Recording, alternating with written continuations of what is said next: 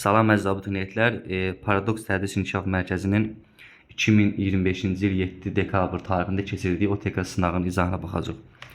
Deməli, 31-ci sualda A nöqtəsində bizə sürətin istiqamətini soruşur. Saat əqrəb istiqamətində hərəkət edir. Deməli, sürət toxunan boyunca, təcil isə mərkəzə doğru yönələcək. Cavab olur 3. Nə variantı? B variantı. Növbəti sınaq. Deməli, tirci 12 Newton qüvvənin təsiri ilə 4 metr bölü saniyə kvadrat təcil alır.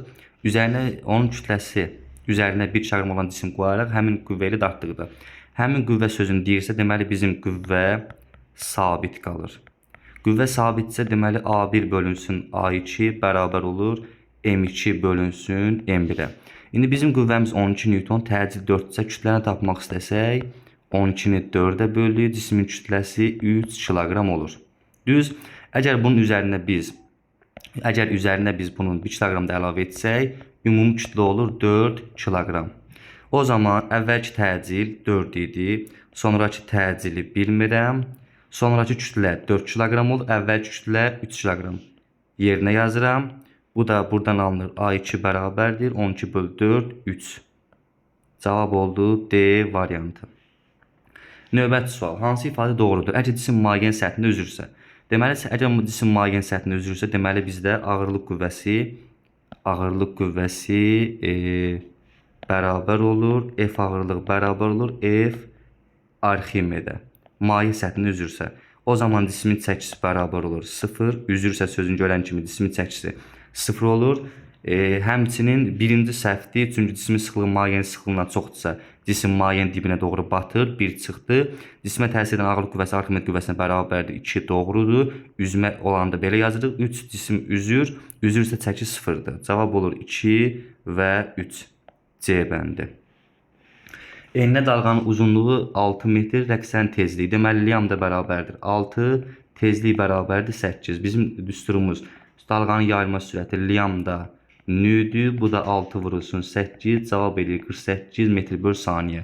Cavab A variantı. Planetin deməli səthində H bərabər R hündürlüyündə. H R olan. Deməli G-nin düsturu biz bilirik ki, hündürlük 0-dan fərq etsə GM bölünsün R plus H kvadratıdır. Bunu da yazsaq GM bölünsün R üstəyənsin. H-ın yerinə R qoyuram kvadratı. Bu da edir bizdə GM böl 4 R kvadrat. GM böl 4R kvadrat. Cavab Y variantı. Deməli, tərpənən blok vasitəsilə, tərpənən bloku ilə qaldırılan cismin potensial enerjisinin dəyişməsinin, cismin potensial enerjisinin dəyişməsi olub 20 joule. İpin sərbəst ucunun yerləşməsində, ipin sərbəst ucunun H ipi bizə 80 cm verib. Deməli, H yük bizdə 2 dəfə az olur. Nə qədər? 40 cm. Və bunu da metrə çevirsə 0,4 metr. Biz potensial enerjinin dəyişməsi üçün yazacaq YP bərabərdir MGH.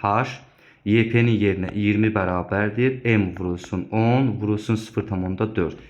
Bu da edir 4M bərabərdir 20, M bərabərdir 5 kiloqram.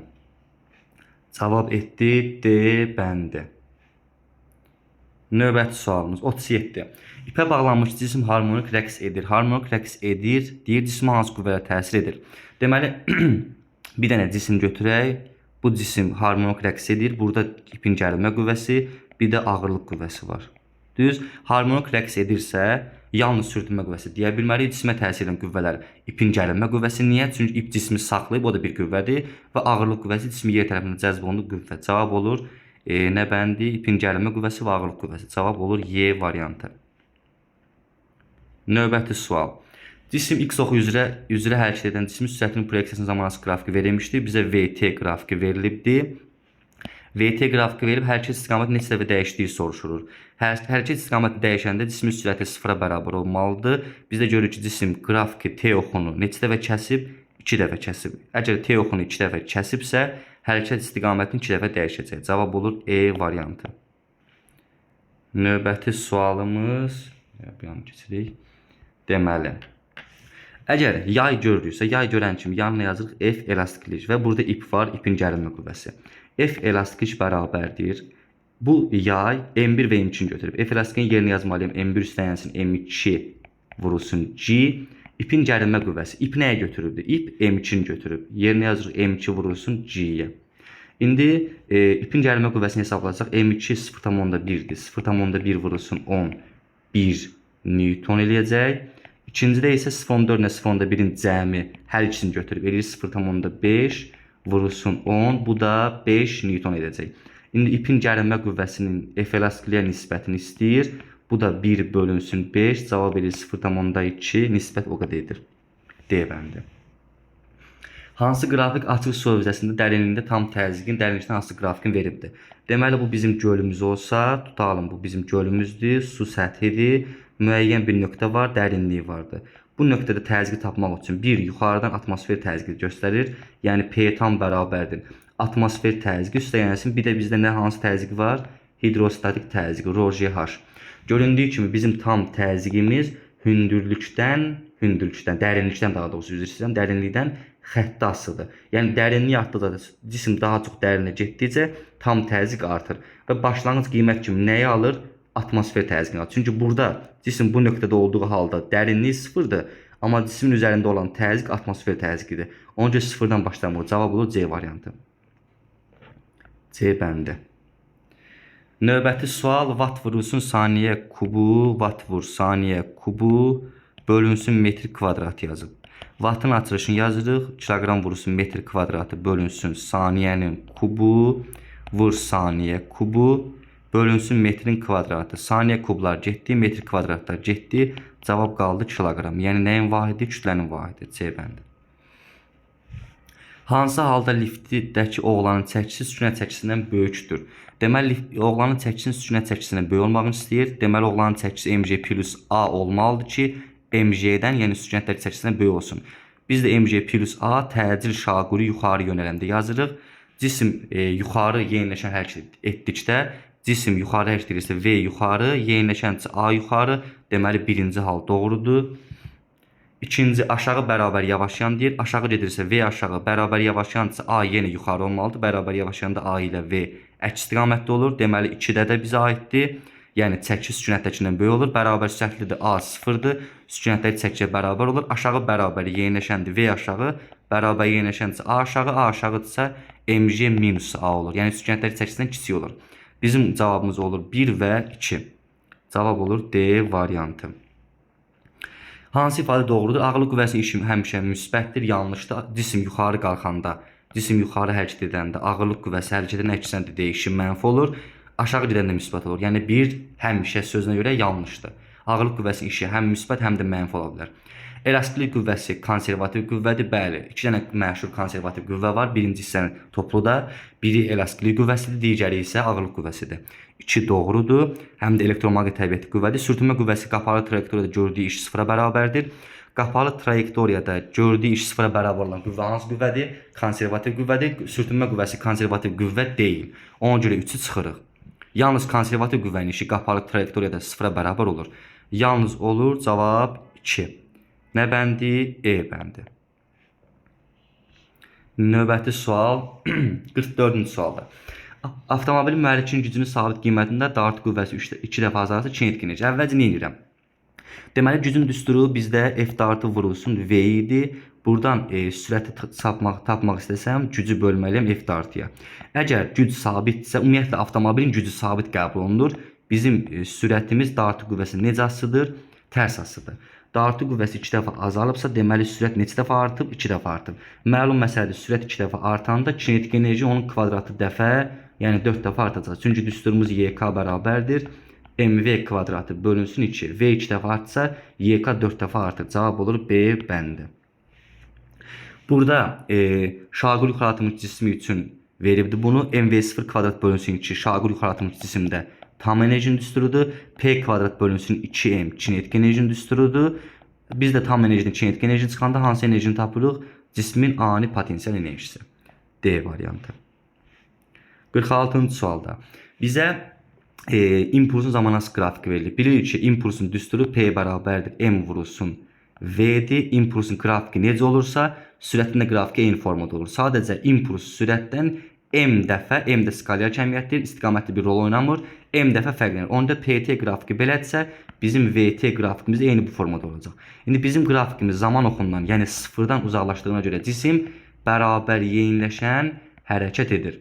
Bərabər yeniləşən hərəkətdirsə, əvəzləyici qüvvənin işi sıfırdır demək olmaz. Əvəzləyici qüvvənin işi müsbətdir. Kinetik enerji dəyişmir demək olmaz. Çünki bərabər sürətli hərəkətdə kinetik enerji dəyişmir. Əvəzləyici qüvvə x ox üzrə x ox istiqamətində yönəlib doğrudur. Niyə? Çünki cisim x ox istiqamətində bərabər yeniləşən hərəkət edir. Onun sürəti də müsbətdir, təcili də müsbətdir. Təcil müsbətsə əvəzləyici qüvvə müsbət olur. D variantı x oxun əks istiqamətində hərəkət edir, səhvdir. Çünki qrafikimiz t oxundan yuxarıdadır və yaxud da sürətimiz müsbətdir deyə cisim x ox istiqamətində hərəkət edir. D variantı çıxdı. Cisim bərabər yavaşan hərəkət edir. Xeyr, bərabər yavaşan hərəkət etsəydi, onun qrafiki zaman oxuna doğru yaxınlaşmalı. Ya belə ya bu formada olmalıdır. Zaman oxu dediyimizdə sıfırdır. Yəni sıfıra yaxınlaşmalıdır. Cavab yalnız olur C variantı. X ox üzrə cisim hərəkət tənliyin bizə veribdir. Deyir, nə qədər müddətdən sonra cisim koordinat başlanğıcından keçər. Cisim koordinat başlanğıcından keçəndə onun son koordinatı nəyə bərabər olur? Sıfıra. O zaman mən cismin koordinat tənliyi bərabər sıfır edəcəm. Bu deyilir t kvadratı plus 2t minus 35 bərabər sıfır. Düz. İndi burada nəyə diqqət edirik? Bu əslində fərqli formada verilir. Biz onu kvadrat tənliyi kimi yazırıq. O zaman biz bu kvadrat tənliyi diskriminantla həll edirik. Diskriminantla həll edəndə diskriminant bərabərdir 2'nin kvadratı minus 4 vurulsun 1 vurulsun mənfi 35. Yəni bunu çox dərin yazmıram, riyaziyyatdan bilirsiniz. Diskriminant 144 elədi. O zaman bizim T1 2'miz bərabər olur. Mənfi B üstəyənsin. Bizim B'miz 2'dir. Yəni mənfi 2 üstəyənsin çıxılsın. Kök altda 144, ondan 12 çıxır. Bölünsün 2A'ya. Bizim A'mızda T kvadratını qabandıran ədəddir. O da 1'dir. 2 eləyir.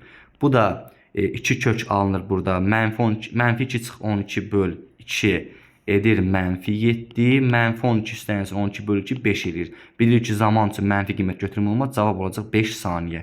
Yəni 5-ci saniyə cismin koordinatı sıfıra bərabər olur. Yer ətrafında dairəvi dövr edən süni peyk yerə daha yaxın orbitə keçəndə, cismin yerə daha yaxın orbitə keçəndə bizim orbital radiusumuz neyniyir? Azalır. Orbital radius azalırsa, sürət üçün yazırıq kök altda gm bölünsün orbital radiusun özü. Üzr istəyirəm, özü. Orbital radius azalırsa, sürət neyniyir? Artır. Sonra cismin təcili üçün nə yazmalıyıq? Təcili üçün bildiyimiz düstur. Gm bölünsün orbital radiusun kvadratı. Əgər orbital radius azalırsa, təcil də nə edir? Artır. Period üçün isə bilirik ki, Kepler qanununa görə periodun kvadratı orbital radiusun kubu ilə mütənasib olur. Yəni orbital radius azalanda period da azalır. Burada bizim cavabımız olur. Nə bəndi? İmpuls artar. Çünki sürət artır deyə impuls da artacaq. Digər bəndlər heç biri ödəmir bizim istədiyimizə. Deməli bizə veribdir O nöqtəsi ətrafında fırlanır. O nöqtəsi artıq bizim üçün fırlama mərkəzidir. Nə edirik? F qüvvəsini vururuq. F qüvvəsinin qolu AO qədərdir. AO nə qədərdir? 80 cm bərabərdir. P'nin çəkisi bizə çəkini verib burada 120 Newton. Yazırıq 120 vurulsun. Bu çəkinin qolu nə qədərdir? Bu qədərdir. Qol bilirik qüvvədən fırlama mərkəzinə kimi olan məsafədir. BO məsafəsi biz deyirik 20 cm. Bu da F bərabərdir. 120 vurulsun 20 böl 80. Burada ixtisar getdi. 240 bölünsün 8 elədi cavab 30 Newton. Cavab Y variantı. İndi növbəti sual keçirik 50-ci suala. Yayın ucuna tətbiq olmuş qüvvəni artıran 2 dəfə artırdıqda yayın sərtliyinin əsas düsturu YS bölünsün L sıfırdır. Yayın sərtliyi burada Y Young moduludur. Young modulu materialın növünü xarakterizə edir. Yəni yayın sərtliyi asılıdır materialın növündən, en kəsiyinin sahəsindən və yayın öz orijinal başlanğıc uzunluğundan. Qalan bu 3 cəmiyyətdən başqa heç bir şeydən asılı deyil. Ona görə cavab olacaq C variantı dəyişməz. Sıxlığı məlum olan bərk cisiminin həcmini hansı cihazdan istifadə etməklə? Sıxlıq məlumdursa, deməli bizə sıxlığı ölçməyə ehtiyac yoxdur. Həcmi hansı cihaz ölçmək olar? Biz bilirik ki, M bərabərdir, rho vurulsun V-dir. Burada həcmi tapmaq istəsəm, kütləni bölməliyəm rhoya. Sıxlığı bilirəmsə, bircə tərəzi ilə cismin həcmini nə bilərəm? Tapa bilərəm. Cavab nə bəndə oldu? Tərəzi B variantı. Eylerven diaqramı verib bizə. Deməli, bu sualı yaxşıca analiz eləyək. Deməli, hər ikisində bərabər sürətli hərəkət edir. Bərabər sürətli hərəkət edirsə, deməli, hər ikisində təcil nəyə bərabər olur? Sıfıra bərabər olur. Hər iki halda bərabər sürətli hərəkət edir. İndi baxaq. Bu F qüvvəsi aşağı da artır deyə sürtünmə qüvvəsi bunda yuxarı yönələcək və sürtünmə qüvvəsi bərabərdir mü vurulsun Ft. Bu da bərabərdir mü 0,4 veribdir. Cismi maqniti lövhəyə sıxan qüvvəni də 15 veribdir. 0,4-ü 15-ə vuranda neçə newton edir? 6 newton. Deməli 6 newton yuxarı. F qüvvəsini aşağı çəkirəm, həmçinin ağırlıq qüvvəsi də aşağı yönəlir. Bərabər sürətli olması üçün birinci cisim üçün yazıram. Birinci cisim üçün sürtünmə qüvvəsi 6 newton. Birinci cisim üçün təcil 0-dır. Birinci cisim üçün cismi maqniti lövhəyə sıxan qüvvə 15 newtondur. İndi bərabər sürətlə hərəkət etdiyi üçün sürtünmə qüvvəsi əvəzedici qüvvə 0 olmalıdır deyə F ilə F ağırlığın cəminə bərabər olmalıdır. Onda sürtünmə qüvvəsi 6, F qüvvəsinin qiymətini bilmirəm. Ağırlıq qüvvəsi də bizə maqnitin kütləsini verib 300 qram.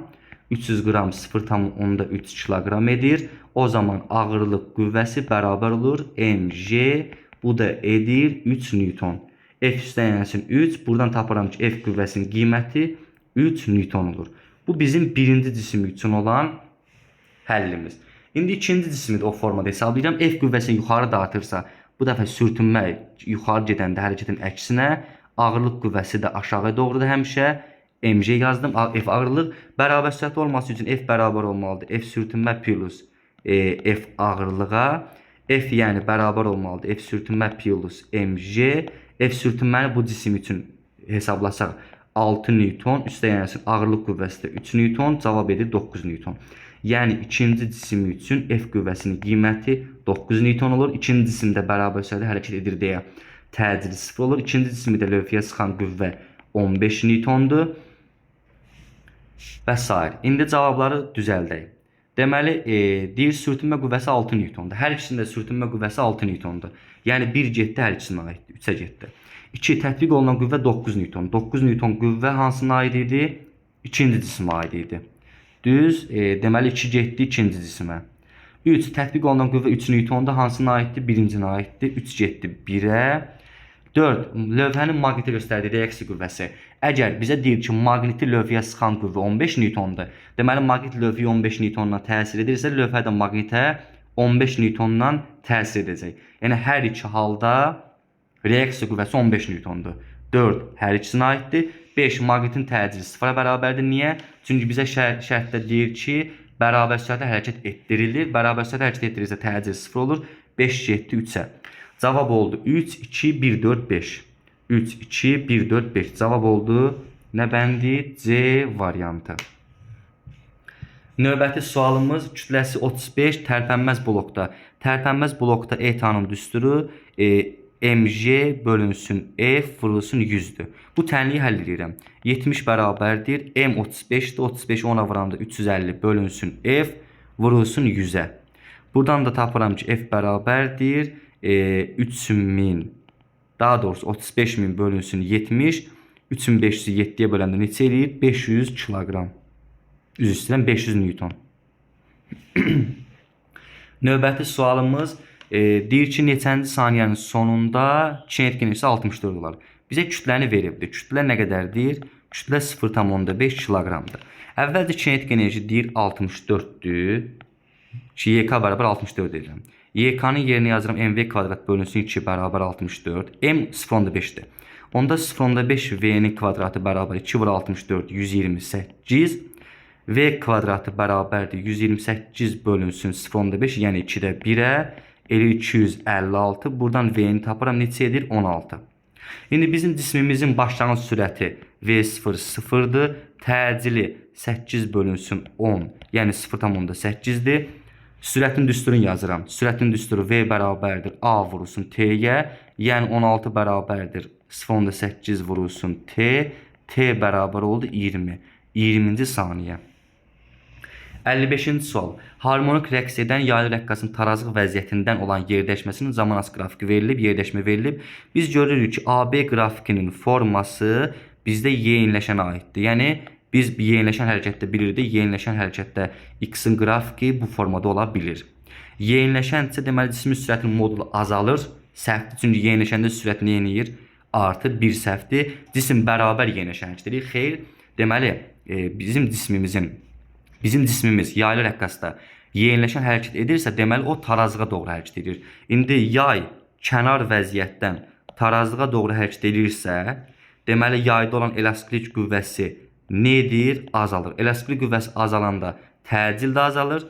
Çünki təcil azalırsa olur azalan təcillə. Bərabər yeniləşən sözü çıxır. Çünki bərabər yeniləşəndə təcil sabit qalmalıdır. 3. Cisim tarazlıq vəziyyətinə doğru hərəkət edir. Düzdür. Çünki sürəti artır. Biz bilirik harmonik rəqslərdə tarazlıq vəziyyətinə doğru sürət nə edir? Artır. 3 doğrudur. 4. Əvəzedici qüvvənin modulu artır. Səhvdir. Çünki elastiklik qüvvəsi azalırsa təcil azalır. Modul azalmalıdır. 4-də yanlışdır. Cismin impulsun modulu artır. Niyə? Sürət artırsa impulsun da modulu artacaq. Cavab oldu 3 və 5. Növbəti sualımız 15 dəqiqə ərzində saatın dəqiq əqrəbi.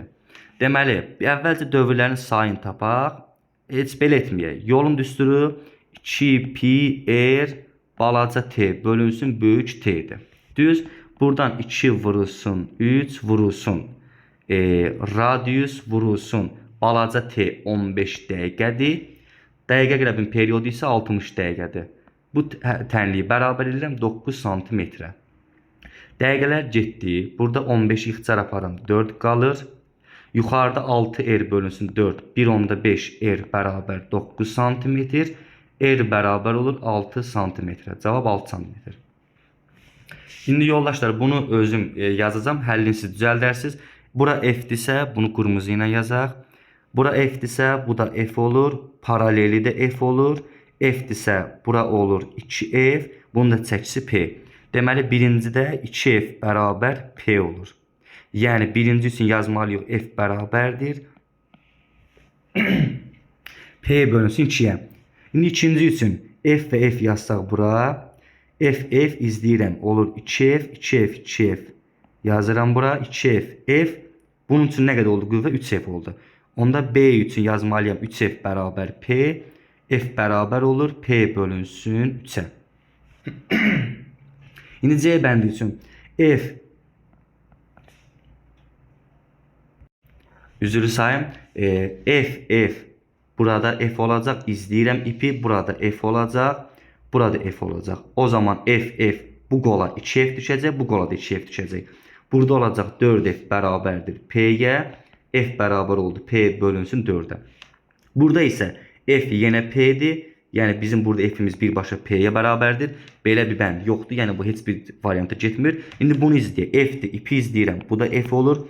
İpi yenə izləyirəm. Bu da f olur. F bura olur 2f. 2f. İpin boğazı nə qədər olur? 4f olur. Axırıncıda isə 4f bərabər p, f bərabər olur p bölünsün 4-ə. İndi bunu cavabı düzəltmək istəsək, deməli 1-ə gedəcək, f bərabər p bölü 2 oldu. Hansında a-da? Yalnız a-da. 2-də olur p bölünsün 4. Deməli c bəndində olur və d bəndində olur. C və d bəndində 3-də olur. P bölünsün 3 hansı bənddə olur? P bölünsün 3 B bəndində. Cavab 1A, 2C'dir, 3B olur. 58-ci sual. Üfüqi taxta lövhənin bir ucuna cisim qoyulmuşdur. Deməli, üfüqi taxta dediyimiz mail müstəvi düzəldirik. Üfüqi taxta, üzr istəyirəm. Bizə üfüqi taxta veribdir. Bu şəkildədir. Lövhənin bir ucuna üfüqi taxta lövhənin bir ucuna cisim qoyulmuşdur. Bir cisim qoyduq. Həmin uc tədricən yuxarı qaldırılır. Cismi yuxarı qaldıranda burada mail müstəvi vəziyyət alınır. İndi əgər cisim mail müstəvi üzərində olarsa, əgər cisim Mail müstəvi üzərində olarsa, bir dəqiqə qələm seçək buradan. Mail müstəvinin üzərində olanda cisim, yəni bu vəziyyət soruşur. Əvvəl üfüqüdür, yəni şərti ikinci dəfə oxudum, üfüqi vəziyyətdədir. Cisim bu vəziyyətdədir. Bu cismi ucundan tutub bir ox üzərində qaldıranda mail müstəvi alınır. Biz bilirik ki, mail müstəvi üzərində cismi sürüşmə şərti bizim mühümüz, yəni sürtünmə əmsalımız tangens alfadan kiçik olmalıdır. Və yaxud da belə deyə bilərik, aşağı salan qüvvə mg sinüs alfa böyük olmalıdır sürtünmə qüvvəsindən ki, cisim neynəsin? Sürüşsün. 59-cu sualda bizə maksimal qalxma hündürlüyünü veribdir 20 metr. Deyir ki, şaqül yuxarı atılıb, şaqül yuxarı atılıb. Koordinat oxları üzərində müvafiq qiymətləri, koordinat oxları çəkirəm. Deməli, cismin sürətinin modulunun V-nin modulu istəyir deyə bu formada olur. Əvvəl yavaşır, sonra yeyinləşir. Bura zaman oxu deyirəm, bura sürət oxu deyirəm. Bu nöqtə bizdə T qalxmadır. Bu nöqtə bizdə T uçdur. Bu nöqtə bizdə V0'dır. Düz. Biz V0'ı bilirik ki, V0'ın düsturu kök altı 2GH max-dır. O da kök altı 2 vur 10 vur 20. Cavab elədir 20. Yəni bura 20 yazırıq. T qalxma bərabərdir V0 bölünsün G-yə. 20 bölünsün 10 elədir 2 saniyə. Bura 2 yazırıq. Uçuş müddətdə məlum məsələdir 2T qalxmadır. Cavab etdi 4. Bu da bizim cavabımız. Sağ olun əziz abituriyentlər, uğurlar sizə.